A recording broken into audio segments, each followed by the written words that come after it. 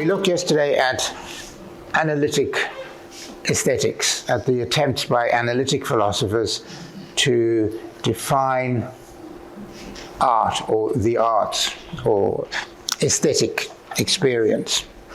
And we found a huge variety of approaches as philosophers with a desire to pin things down, to make the concept of art susceptible to logic and reason, as they tried various ways of delimiting art, or in the case of Maurice Weitz, an argument that the concept of art is not a closed concept, but one which is constantly open to further elaboration as artists produce new works. We talked about the impact on these theories of art when someone like Andy Warhol puts Brillo boxes into a museum, makes and paints what look like identical ordinary commercial boxes.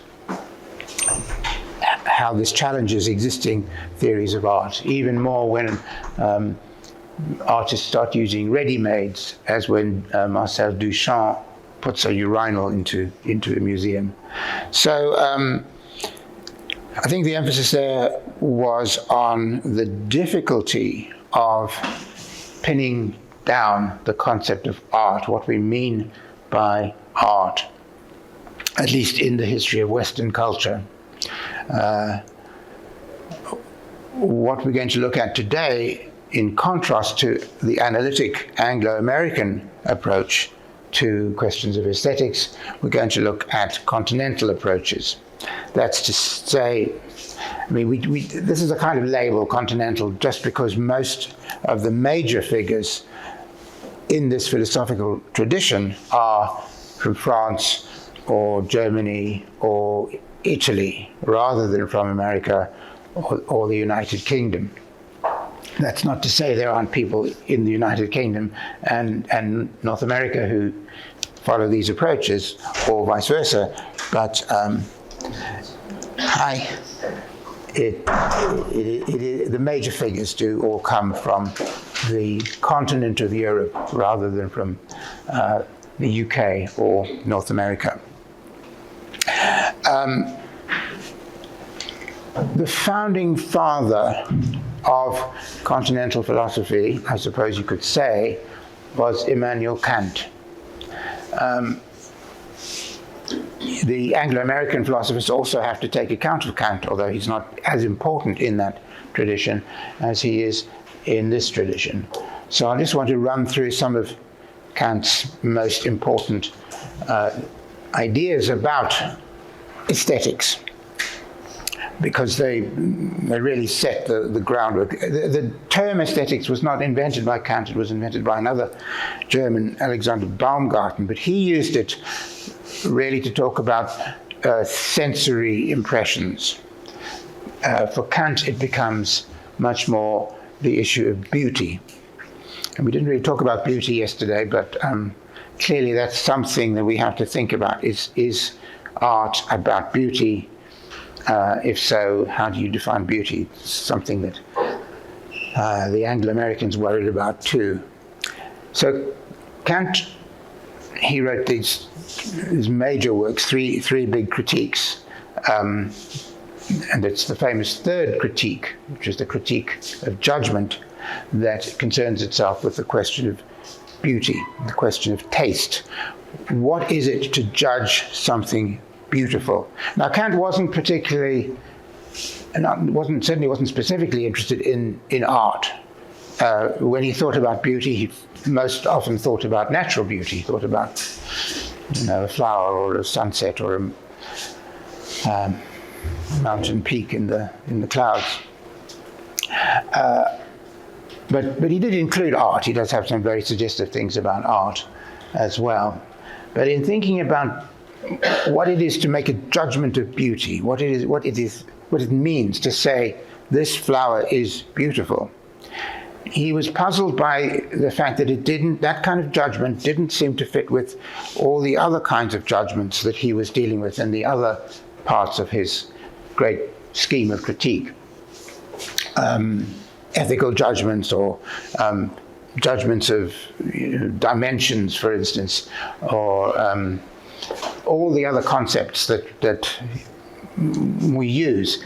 In those cases, he said, we have an object, an entity, an action, a quality, and when we judge what it is and what its properties are, we do that by referring it to concepts. We have a whole set of concepts, and we say, well, this object, this door, belongs to the concept of doors and the concept of housing and entrances, and we have, all sorts of things very clearly in our mind, and it's a straightforward process.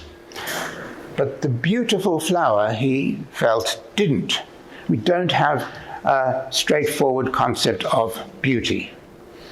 So he said there are two kinds of judgments in the way we deal with the world. There are what he called determinative judgments, where you simply apply the concept and then you know what it is, and you can judge it, and reflective judgments, where you judge without having a prior concept. So there's something already excessive about aesthetic judgments. They don't work in the way that every other kind of dealing with the world works. So how does it happen? Well, he talks about what appears to be the subjective nature of something. What you call beautiful may not be what I call beautiful. He acknowledges that.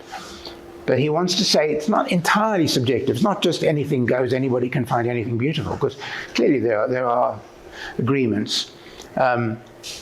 So he reckons that to judge something beautiful is to make a universal statement, to make an assertion that's universal.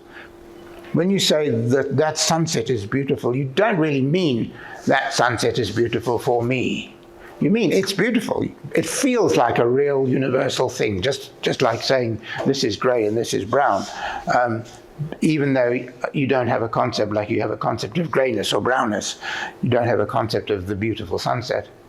So there's this paradoxical situation of these subjective universals. And that's what I want to emphasize, that unlike the Anglo-American philosophers who were trying to pin everything down to find rational explanations, Kant is already saying, this is around 1800, the very end of the 18th century, is saying, no, judgments, aesthetic judgments are different and are not susceptible to straightforward rational explanation. There's something paradoxical about it. 1790, I just noted, I wrote down the date because I couldn't remember. Yeah, in 1790, the Critique of Judgment came out. So what about art? Well, art, yes, it fits into this category of the beautiful. For Kant, there wasn't the idea of ugly art wasn't an acceptable one. I mean, art could be ugly, but that's not. It wouldn't really be art, I think, for him if it was.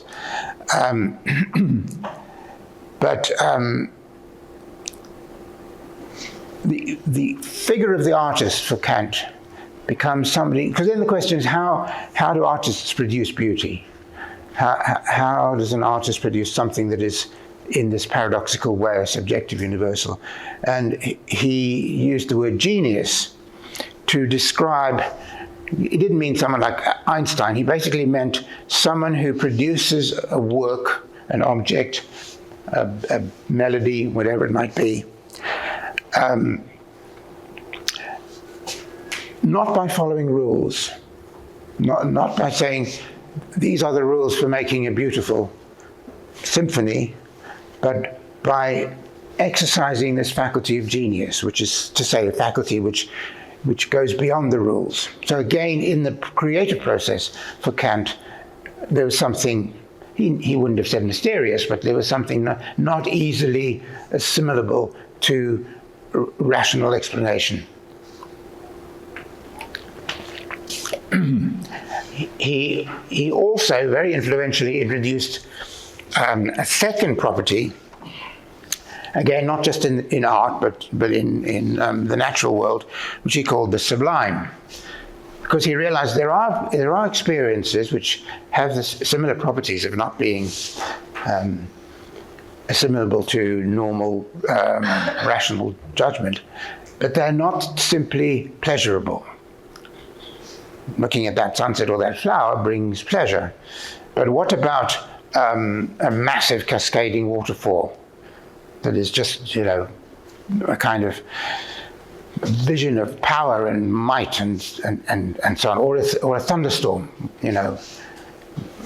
which has a kind of beauty, but you wouldn't really call it beauty because it's actually quite terrifying at the same time. And this is what he called the sublime.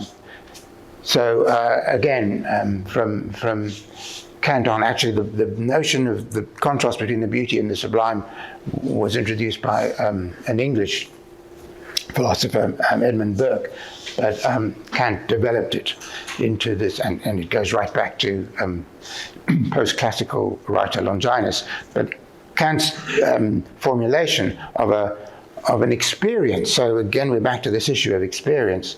An experience of the sublime is one which seems to be in excess of any capacity of the mind to deal with it. Although finally, for Kant, being ultimately a rationalist, he felt the pleasure that is mixed with the terror was in being able to rationally comprehend, as it were, from a place of safety. You're not actually being struck by lightning or standing in the waterfall. You can surmount the fears that the sublime raises. So an artist, going back now, I don't remember him ever talking about an artist producing a work of sublimity. That wouldn't be impossible. But to think of the artist producing a work of beauty, he introduces a very important concept, which he's talking about originality. The genius is somebody then who produces something new, something unforeseen, unpredictable within a culture by going beyond the rules. Probably applying whatever rules he or she has inherited, but then somehow going beyond them and producing something original. But Kant also realizes that to produce something that's never been produced before is not in itself to produce a beautiful work of art, because children can produce funny drawings that have probably never been produced in the world before. Genius without any kind of constraint doesn't produce good works of art. It can produce nonsense, he says. So he stresses that the important kind of originality. Could you find a seat over here? We were just trying to keep this side of the room, but I don't know if there is anywhere. Yeah, if you go there, that's good. And then I can keep you in one gaze. Exemplary originality is what he called the kind of originality we value. That's to say, it's originality that actually sets an example for other artists. So the great artist introduces into the field of culture some new kind of art, or new way of painting, or new way of producing music that other artists then build on, and in turn produce more original works. So exemplary originality is an important concept, not just originality, which in itself means nothing.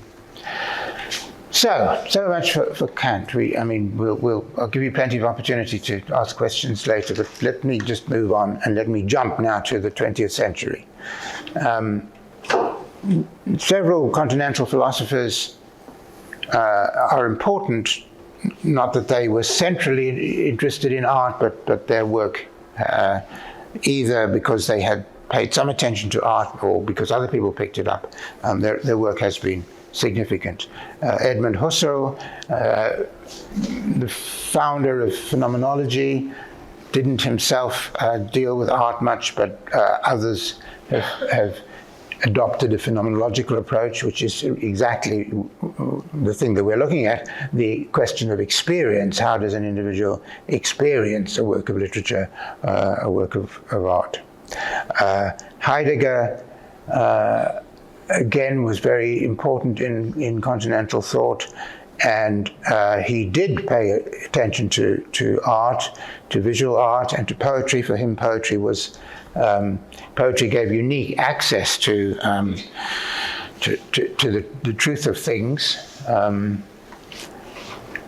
he, in his work, he analyzed some poems precisely to show that for him they told a truth about the world that other forms of writing couldn't. Jean-Paul Sartre and French existentialism were important. Again, Sartre wrote massively in philosophical volumes of philosophical thought, but some attention to literature in particular, and he was a novelist and a playwright. In Russia, the Russian formalists in the early 20th century were important, and their followers, the Prague formalists, and you can trace a line from there through Roman Jakobson, who went from Russia to New York, where he met Levi-Strauss, the anthropologist, who then produced very influential work in anthropology. So these traditions lie behind a ferment in the 1960s and 1970s in continental thinking and in aesthetic thinking. The big movements that we now look at in retrospect were structuralism, and Levi-Strauss was an example of structuralism in anthropology, and post-structuralism. If we were going to look at these in detail, we'd have to go to another founding figure, Ferdinand de Saussure.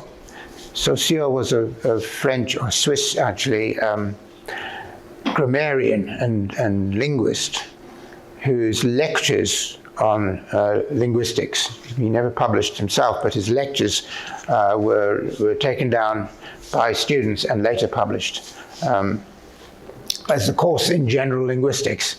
And this became belatedly, in the 1960s, a crucial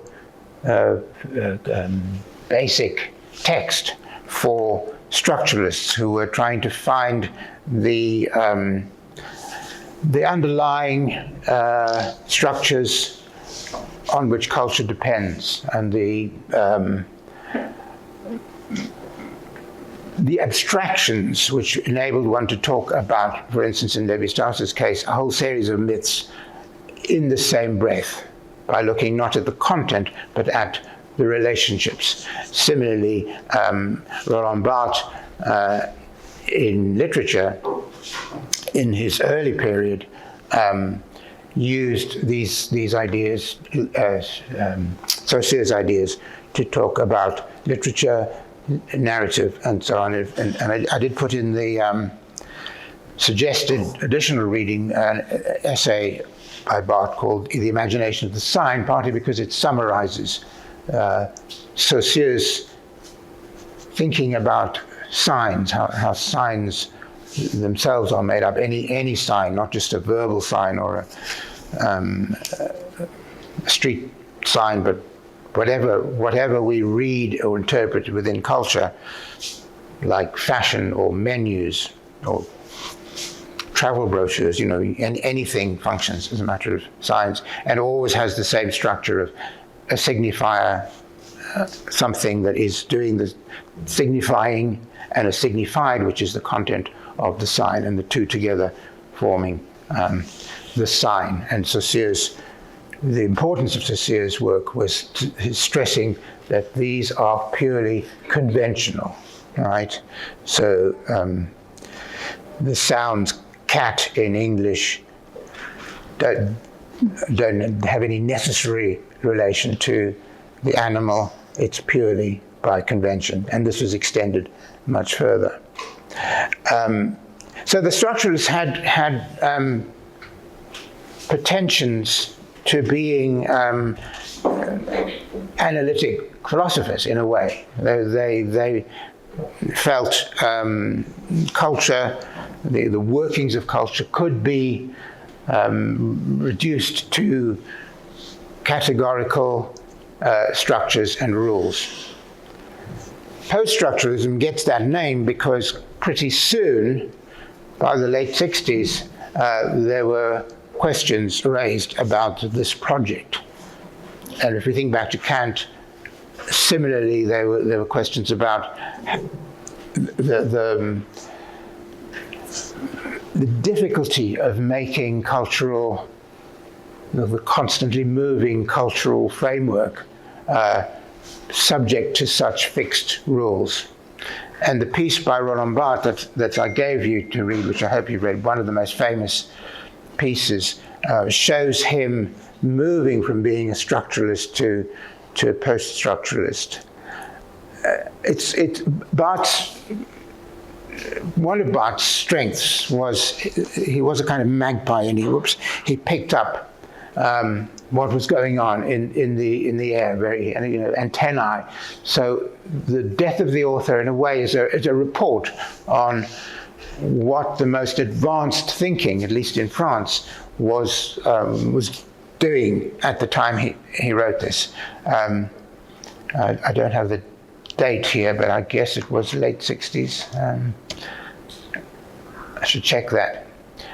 So the death of the author,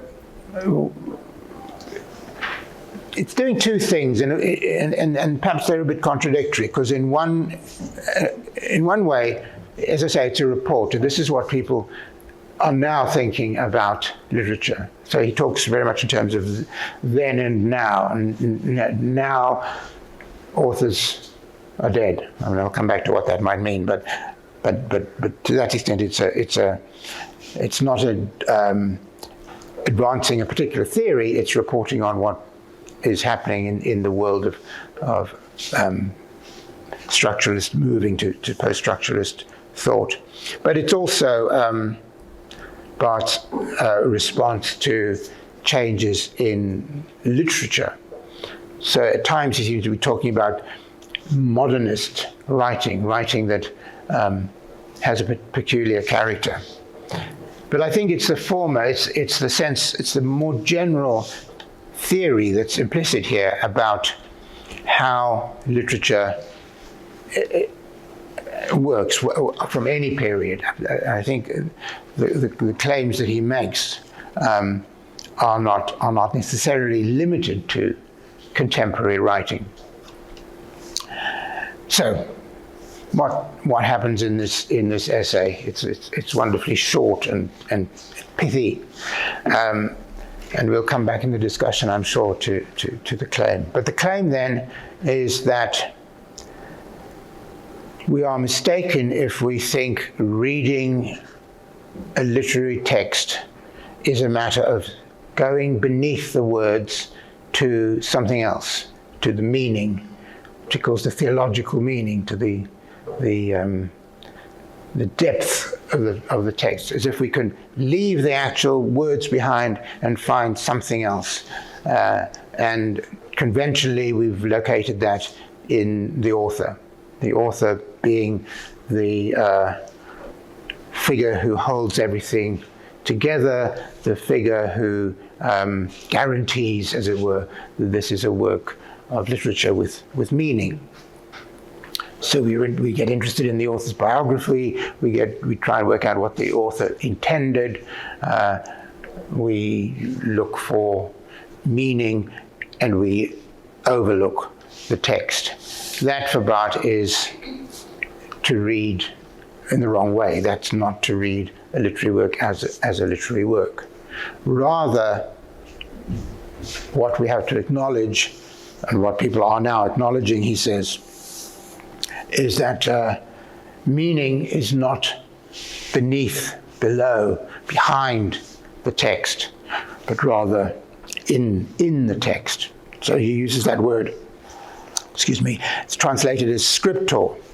Instead of author, scriptor, who is the imagined producer of the text that we intuit, we find in the words themselves. If you like, the scriptor is a product of the text. The author is the origin of the text, or the supposed origin of the text. The scriptor is the writer who emerges only from the words. Moreover, the text itself is made up of echoes of other texts. Every word, obviously, if it's a word in the language, has been used many, many times by others. Every phrase is likely to have come from somewhere else. The text, and he likes the word text because it comes from the idea of weaving, like textile. So every text is a textile made up of woven threads of other texts. So the term intertextuality becomes important. And so the job of the reader and the critic and the interpreter, he says, remember, is not to decipher, which would be to treat it like something in code where you have to go behind to find the real meaning, but to disentangle, to trace these different threads that come into the text from elsewhere. In another essay, he describes it as like being in a valley with sounds coming from all over, the sound of the river, the sound of the dogs up on the hillside, the sound of people coming down a road, and they're all woven together in the text. Now, one question that arises for us is if there's any validity in this shift from the author to the scriptor, from deciphering to disentangling, in literary text, is this extendable, expandable to the other arts? Is there an equivalent movement in, say, the interpretation of paintings? Well, again, to the extent that, I suppose how you could put it is that Barth is finding that contemporary or modernist writing itself invites this kind of theory, which is then retroactively applied to earlier texts.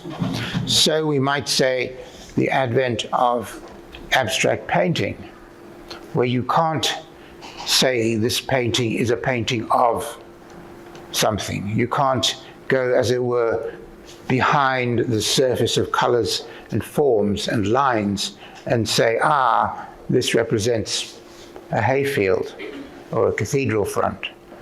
You have to stay with the forms and colors and lines and enjoy them and work with them to see how they relate to each other. And similarly for other works, music, it's a bit different because there never was in music, absolute music, that's to say music which doesn't have words and isn't attempting to illustrate a story, just pure music, never did have a clear author figure. I mean, you might say, oh, this is by Chopin, what a wonderful composer, but perhaps music is an exception in that one was always interested in the forms, how the melodies, how the harmonies, how the instrumentation unfolds, interrelates, and so on. Okay, so Barth, important figure in this later phase, wrote many beautiful, dare I say, many interesting works. We could put next to Barth and after Barth a number of other important continental figures. Theodor Adorno, in particular, in Germany. Walter Benjamin, also German, Michel Foucault in France. The whole field of psychoanalytic approaches comes under this umbrella of post-structuralism. So Freudian, post-Freudian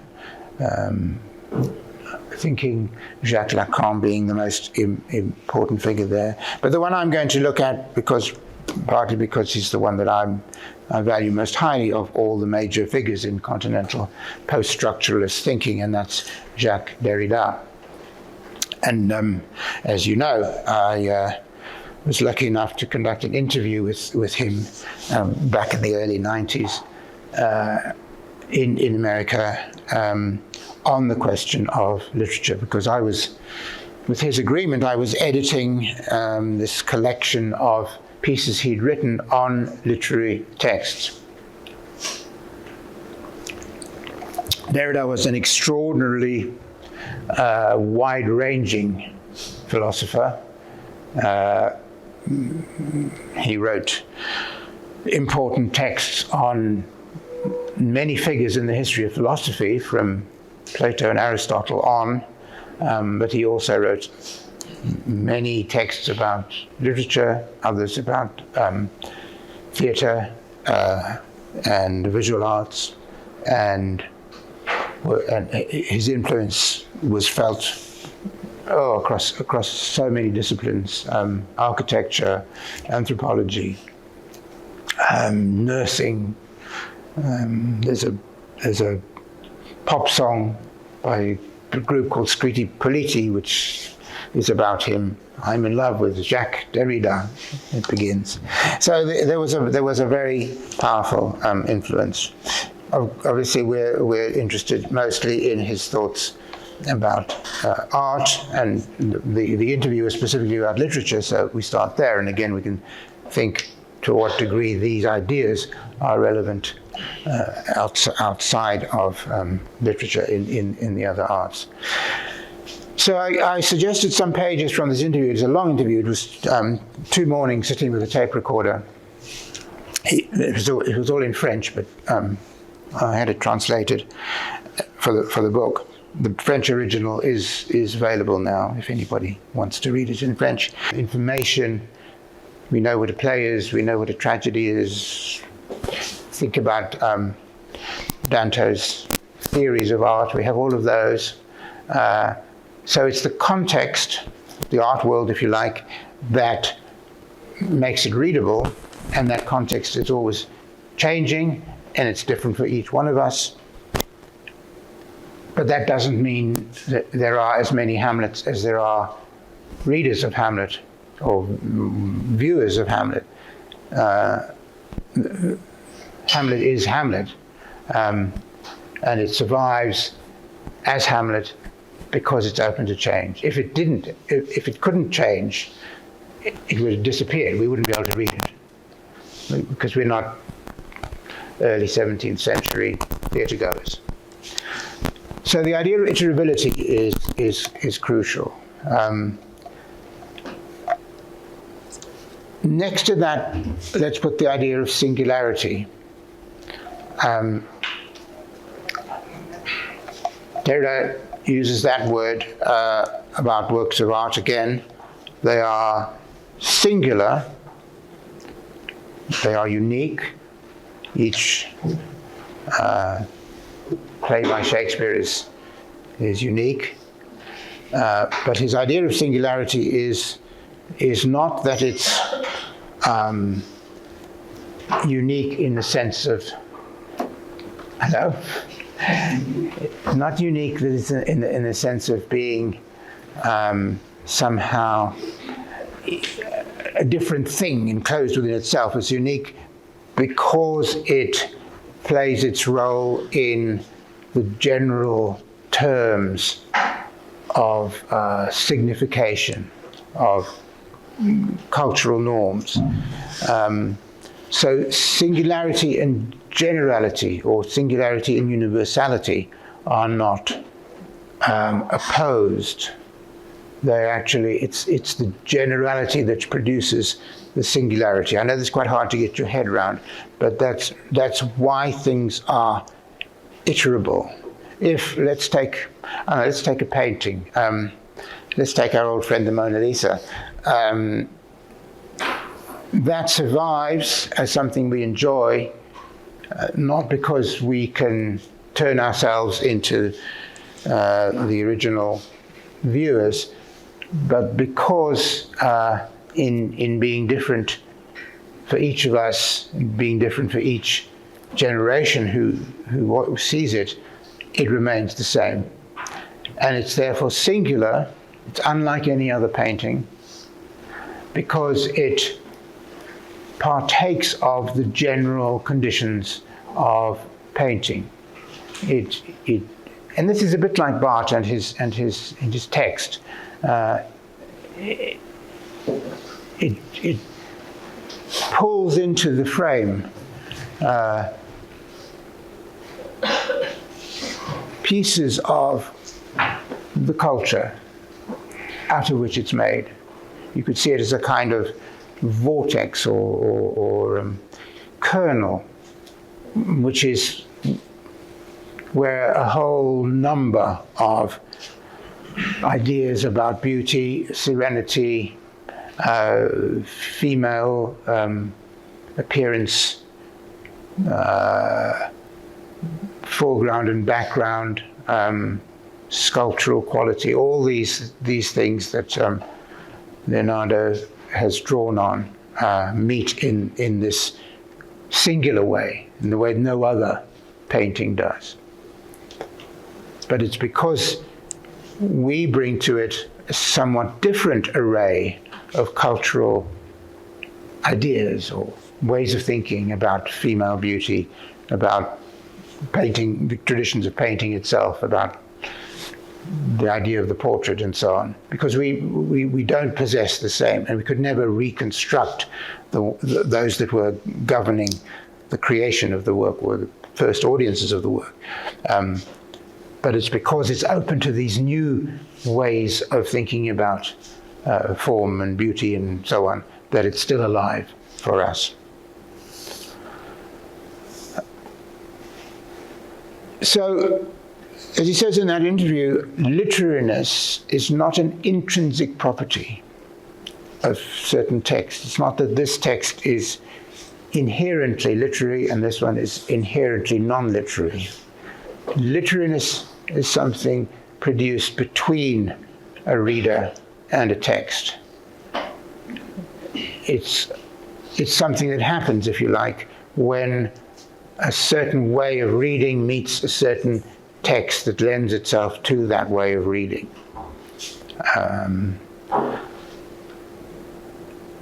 So, and those that, going back to the other point, that will change.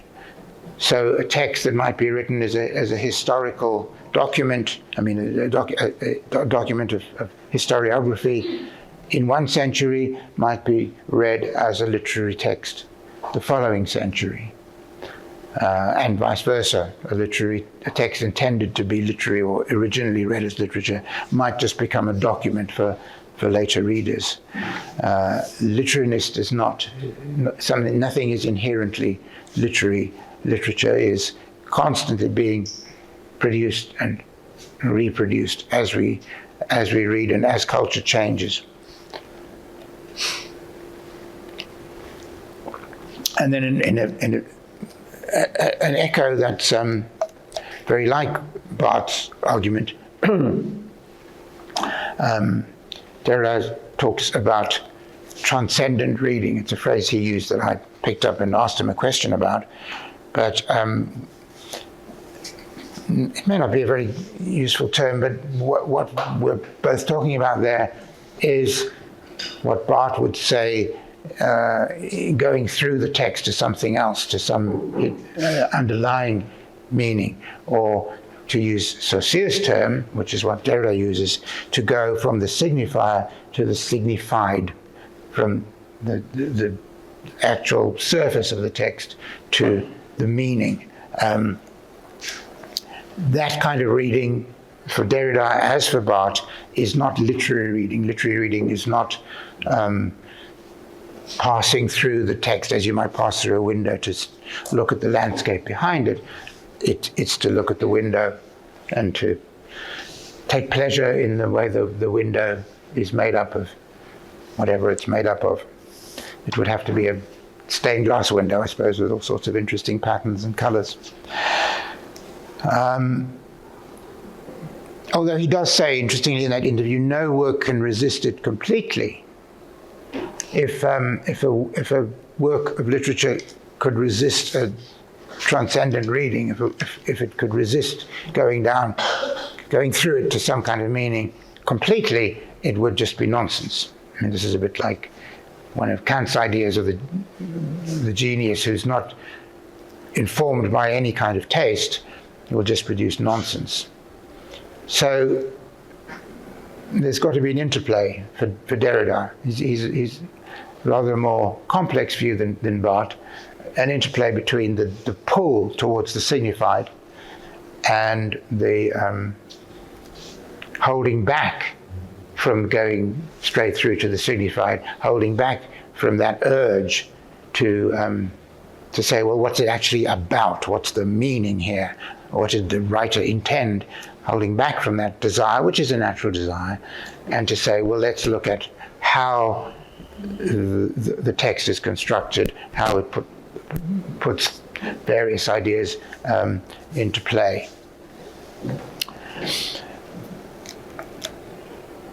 He has this rather maybe difficult idea of the thetic and the thesis. The thesis of a text then would be the rational meaning, the logical meaning, like the thesis in an argument. And he says that reading literature is a non-thetic experience of the thesis. A paradox, you see. It's an experience of the meaning that's not simply a meaningful experience. It's something else. Or he talks about the suspension, literature as a suspension of reference, for instance. So non-literary language refers to the world, right? So reference is an important part, perhaps the most important part of language outside of art, the artistic use of language. It's there to point to something. Its meaning is some idea, object, entity, event, feeling in the world. Literature, of course, is full of reference. It's full of words, and words refer. But it's a paradoxical kind of reference because it suspends the move directly to the reference.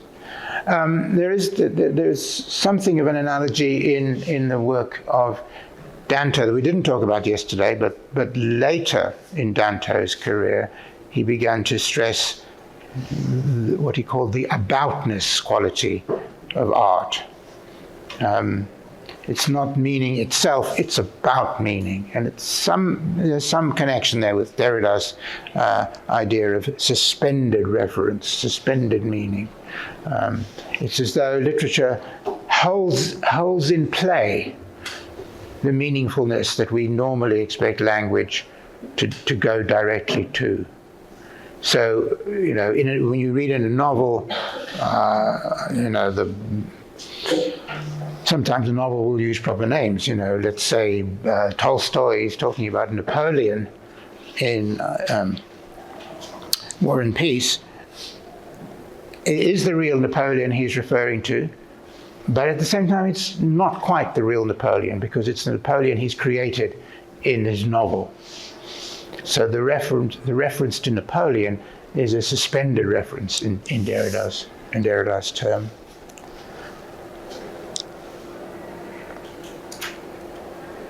One more term and we'll stop. One more pair of terms that Derrida uses, but I think it's a very insightful way of talking about art, is signature and countersignature. The work of, again, let's stick to literature, it's what he's talking about. A work of literature is in some sense signed by an author. It's the author's signature.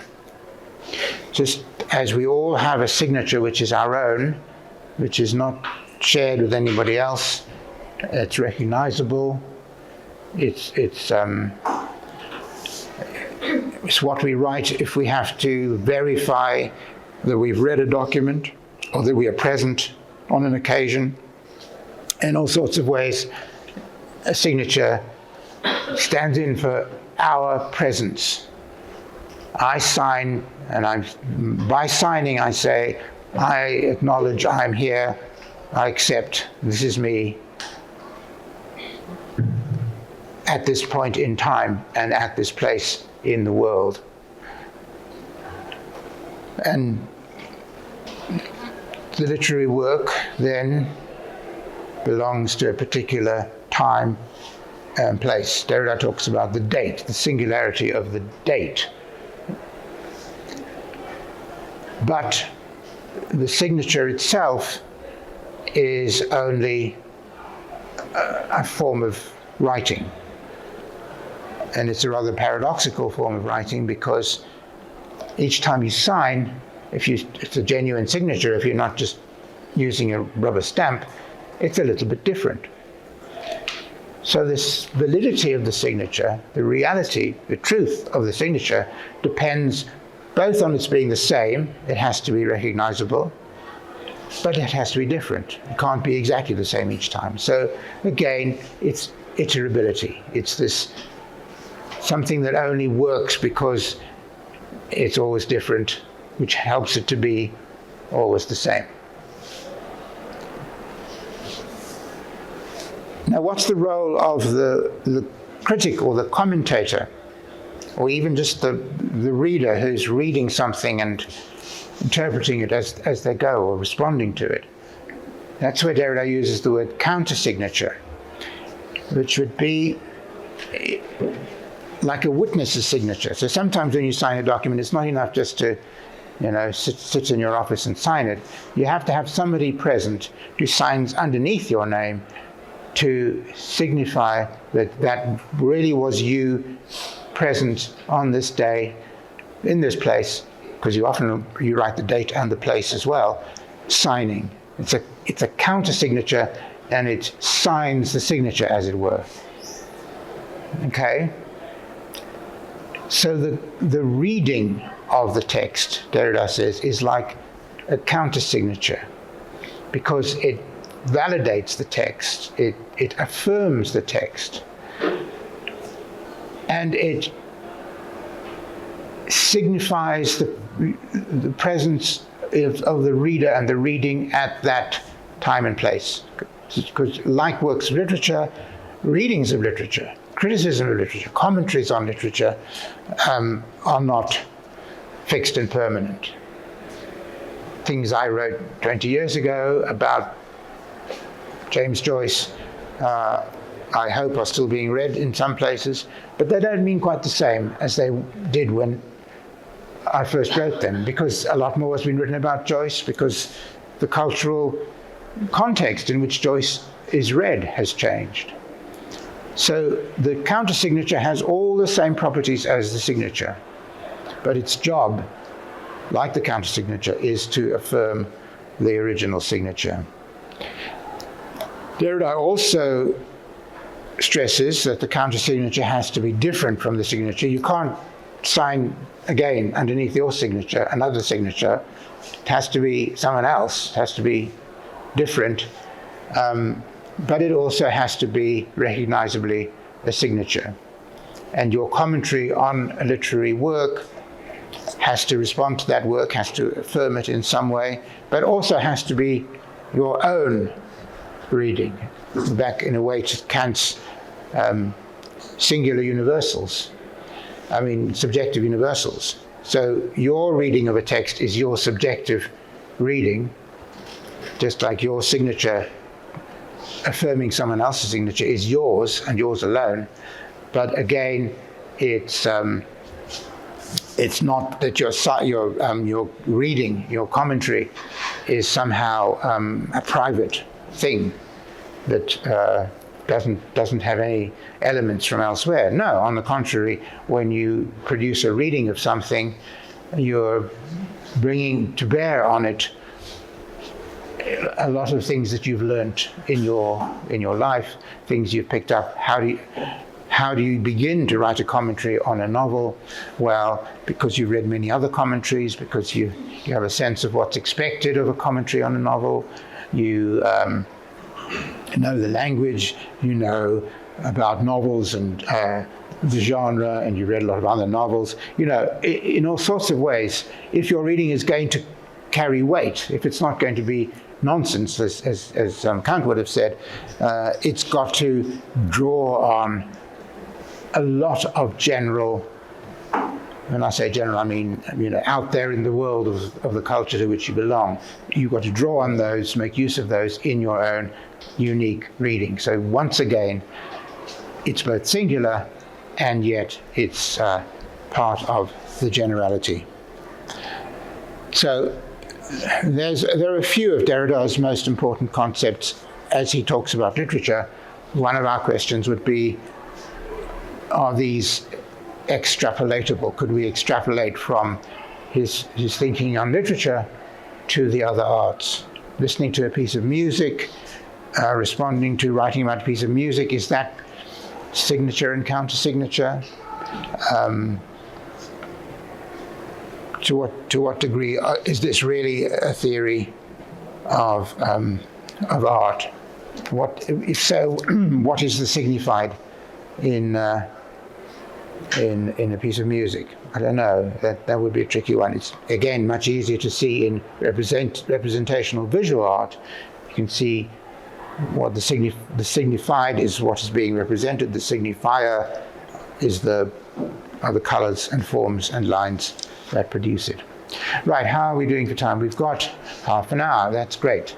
I'm sure you must have questions about this rather dense material. I'm sorry, it's a lot to get your head around, but let's have some questions. So when you talk about general nonsense, do we somewhere limit or direct it towards generality? Mm-hmm. Do we refer to generality as nonsense, or? Sorry, can you start again? I missed the beginning of that. This is the question.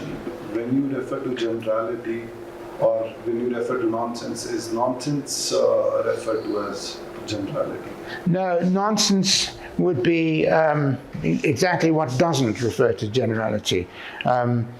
If there could be something that was completely unique without using the codes of language, the codes of culture, the norms that we inhabit, if there could be such a thing, and I don't suppose there could, it would be nonsense, because nobody would be able to find any meaningfulness in it. So it's by referring to or making use of the general cultural conditions that it's possible to have meaning. Does that make sense to you? So it would be, nonsense would be absolute nonsense, which you couldn't find any meaning in, would be something that was completely somehow sealed off from general ways of thinking and making sense of the world. Okay?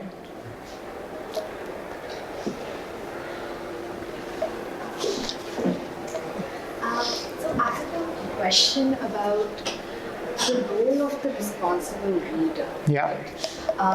So, I mean, this is not new to today's time, but we see a sort of institutional or mechanical form of reading, which is, you read in order, you go in with a sort of pre-understanding and you read with trying to fit the text into a pre-existing theory or a philosophy, right? Mm-hmm. So what would you say? So I mean, the author's intentions may become important for a responsible reader. So, for example, there is a book, that has been interpreted, like the critics have said that, oh, this comes under feminist thought, feminist theory.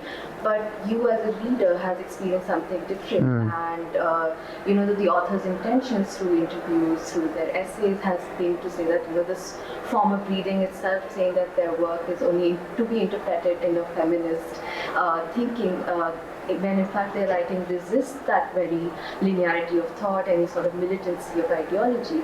So what would your role as a responsible reader be when you read a text and you know that the author's intentions are actually not what the dominant critic is? Okay, I don't know if you heard that question. What would be the responsibility of the reader who finds in a text something different from the dominant interpretation of that text?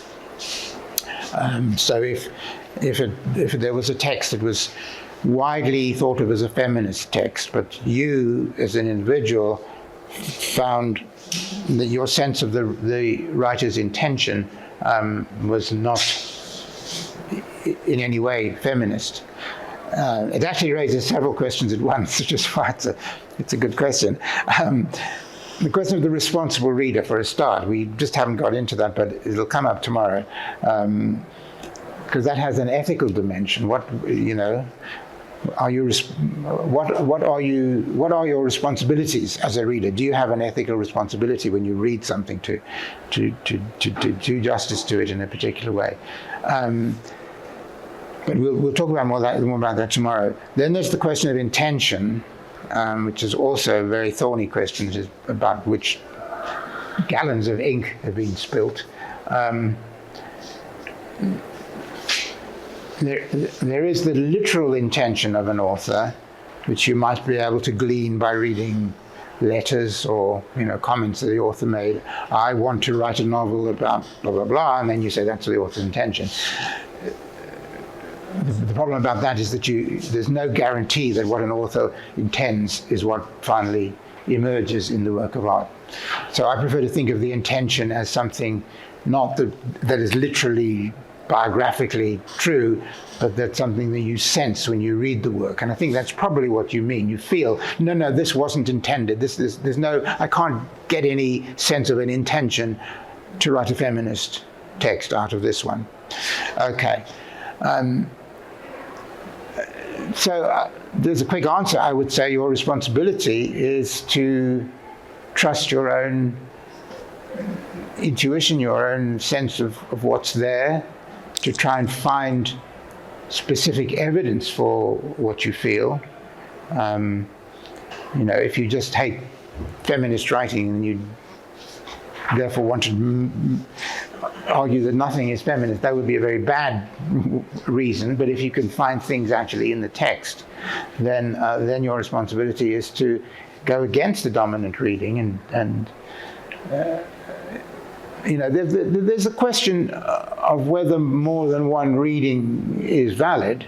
That also might be possible, but because as we've been saying, reading depends on what you bring to it, and you'd be bringing something different from others. But you might feel more strongly in that. You might feel the others are wrong, that they're misreading, and it's always possible to misread, to read badly, to overlook crucial things in the text. So that's what I would say. Certainly, your responsibility is not to say, "Oh, this is the dominant reading, so I'll go along with it." That would be very irresponsible. He was a new historicist of art, and then he writes this book about Shakespeare's life. Shakespeare's life, yeah.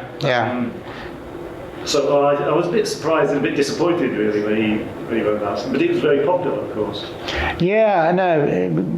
We love to read about authors' lives. We love to read about anybody's life if they're interesting, I suppose. But if we're literary scholars like you and I, we do, don't we? It's very interesting to read about the authors' lives. The question would be, I haven't read the Greenback book. To what degree is the knowledge of the author's life being used to close down on the meanings of its text? That would be problematic, certainly in Barth's view. there's another famous essay written by Michel Foucault around the same time, I think, called The Author Function, where he similarly talks about the way the notion of the author has been used to delimit textual possibilities. But the author remains very much alive.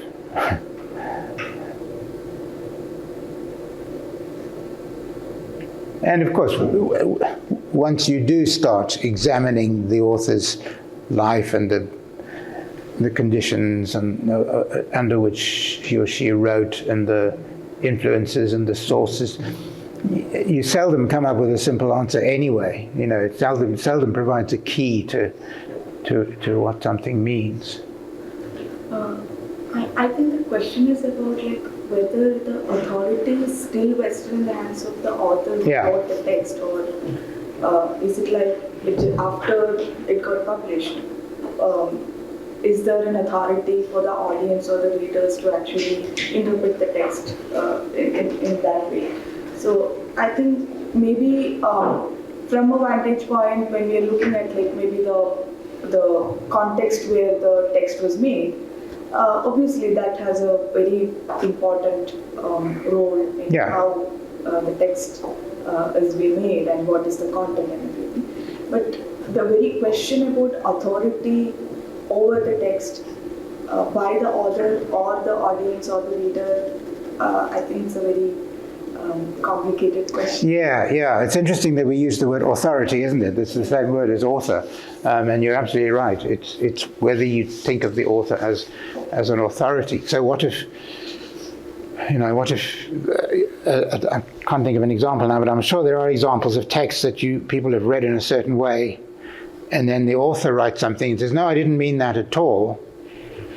Do we take that? Do we say, "Oh, okay, we were wrong," or do we say, "No, you are wrong because your text isn't saying what you said it says"?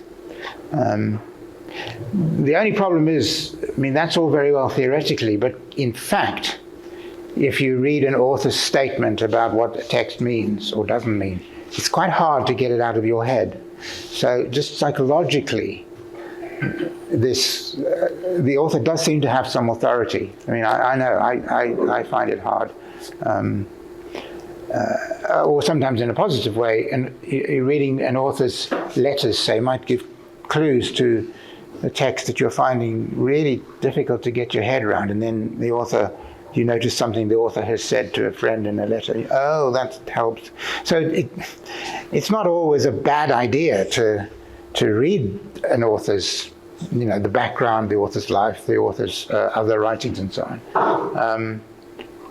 But it shouldn't be a way of limiting what you read.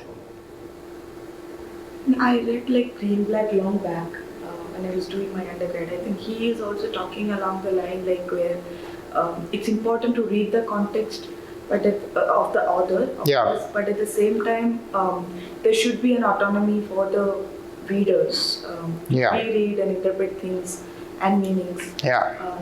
I think where it comes maybe talking about the depth of the author, and the rest is on the readers to interpret things. Yeah, there are two contexts involved, aren't there? Always. There's the context in which a work was written, and it's valuable to know about that. Your reading of a poem written in the 19th century will be enriched if you know more about 19th century culture and the surrounding other texts written at the time, the historical background, and so on. That's an endless process, and maybe there are diminishing returns as you learn more and more. It helps less and less, but still, to have some sense of that context is good. There's also your own context, what you bring to the text. What does that 19th century poem say to the present audience? Is it something that it's still worth spending time on? In some cases, it might not be. In some cases, we were talking about this yesterday, I think, a work that didn't have much to say to its original audience now has a great deal to say. So history is interesting in that respect. You can throw things up or knock things down. You mentioned briefly psychoanalytical rituals, and where do they fit into this? Is it? I mean, some people use them quite simplistically, either to psychoanalyze maybe the author, or maybe characters in the work or fiction, or maybe even psychoanalyze the reader. What's the sort of valid way to use psychoanalysis? Well, within psychoanalysis, within psychoanalytic theory, the figure of Jacques Lacan played something of the role that Barthes and Derrida in literary studies, in that he argued for a rereading of Freud, which pays much more attention to I was going to say the text, it's not quite right, but Lacan also, like Barthes, like Derrida, resisted the idea that the psyche, and therefore psychoanalysis, is a question of getting down to some hidden underlying truth about the individual. So you might say common or garden psychoanalysis, or pre-Lacanian psychoanalysis, or non-Lacanian psychoanalysis is concerned to find the hidden truth about the individual's past, their repressed desires, experiences in the past that they no longer are able to access, which the psychoanalyst digs, these metaphors of depth keep coming up. So the unconscious is, even Freud's own diagram shows the unconscious is deep and the conscious mind is the surface on top. So it's like the text, the text is there and then the author God is down there making it all happen. And so Lacan, in a way, puts everything on the surface. To use psychoanalysis in reading a text is not to psychoanalyze the author or to psychoanalyze the characters. It's not to find the hidden depths beneath the surface. It's to see how the surface itself operates. I mean, that's putting it very crudely, but I think there is a parallel there. So it's not just psychoanalysis that becomes quite trendy in the 60s and 70s. It's Lacanian psychoanalysis, which is a very different kettle of fish.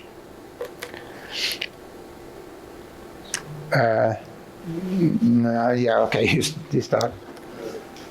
So as per my limited knowledge and what I could infer from Derrida, I wish to ask this question, that why Derrida seems to value writing more than speech, and to your personal opinion, is there a need to differentiate the value and importance between speech and writing?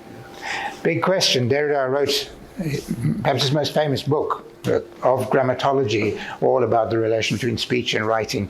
So we'll take another lecture to discuss that. But putting it very simply, Derrida argues that, and he looks through a lot of philosophical works. This is not really about literature, although there would be some literary implications. Reads carefully works from Plato, from Hegel. He reads Saussure, and finds again and again that they are privileging speech over writing. Speech, because speech seems to be the authentic utterance of the self. As I hear myself speak, I'm projecting my being, as it were, into words. Whereas when I write, those words anything can happen to them. They can be misread, misinterpreted. Writing, as Rousseau calls it, and Saussure by implication calls it, is a dangerous supplement in this conventional view to speech. The speech is primary, writing is merely a record of speech, and it loses touch with its origins. Derrida wants to argue that in a way all utterance is a kind of writing, that it's an illusion to think that the words that you speak are somehow more grounded in the truth of your being than the words that you write. that he calls it archewriting, A-R-C-H-E. Archewriting is the condition of all utterance, all signification is a kind of writing, because it can all be misread, misinterpreted. There's never any guarantee. As you listen to me now, my words, you might well be misunderstanding them or finding other things in it that I'm not conscious of. I mean, there'd be a psychoanalytic dimension there too. I might be unconsciously revealing things that you are picking up on. So Derrida, it's not so much literal writing in speech, it's the what people make of speech and writing. They make of speech something that it isn't. They make it the revelation of the truth of the soul, if you like, of the being. And what they make of writing, these philosophers, and Derrida says it's a common sense view as well, what they make of writing is it's something untrustworthy, something that gets divorced from its producer, and therefore is unreliable and dangerous and slippery, and we shouldn't trust it. Okay? But what do you feel? What do I feel? I think he's probably right, yes. We'll talk about my own theories tomorrow. Pavel, you had a question. Yeah. So I thought about origination of this that of the author idea. So and also I recalled the previous yesterday discussion about the greatness of Shakespeare. So Shakespeare was great at his period, and during his period, I think for sure his personality, the god author Shakespeare, was one of the biggest parts of his plays. So he was a part of his play itself, the author, and I thought, why did this concept of death of the author appear in the 20th century? So the only explanation is not only the development of these philosophical ideas of constructionalism and post-constructionalism. So, for example, 19th century, 18th century, the literature, and especially literature of of Shakespeare and psychiatric authors, they were a realm of only like intellectuals, nobles, and so on, and there were not many authors to be listed, to be known. And for example, I'm pretty aware that in 19th century Russia, all nobles and intellectuals, they knew each other, they knew each other's biographies, and yes, their personalities were closely linked, tied to the works. To the writing, but yeah. in 20th century, this, let's say, it's speaking more sociological context. Yeah. So middle class arised, the average intellectual awareness arised, and so many authors appeared, so many concepts appeared, and if in the past there was a strong link in minds like author, context, text, in 20th century the author part disappeared, not because of this philosophical concept, but because of the obvious context of this reality. There were too many authors, and texts, contexts, literature, they like united into the one big fluid ocean of literature that. Okay, now I can see where you're going, yeah. So the proliferation of authors and texts in the 20th century, you think, might have something to do with the emergence of this kind of thinking about authors and authority. Well, yeah, you may be right. I don't know quite how we would test the theory. Yes, at the same time you've got the rise of the celebrity author. Yeah. I mean, Shakespeare wasn't famous in his day for writing, and we were having this discussion. yeah, we He was were. more famous for acting than writing plays, or maybe to the literati, he was well known as a poet, but to the normal theatregoer, they would have known him as it's the actor. Yeah, but So, yeah, I'll think about that one. My sense is that the more important was the writing that was being done, the modernist writing, which no longer gave you a realistic world that you could simply live in, meant that people like Barth and Derrida had to come up with new theories in order to account for this writing that failed to do the things that everybody assumed writing should do, just as the abstract artists were not doing what people thought art was all about. But there's probably a sociological argument to be made as well. Anyway, we should stop there. Time's up.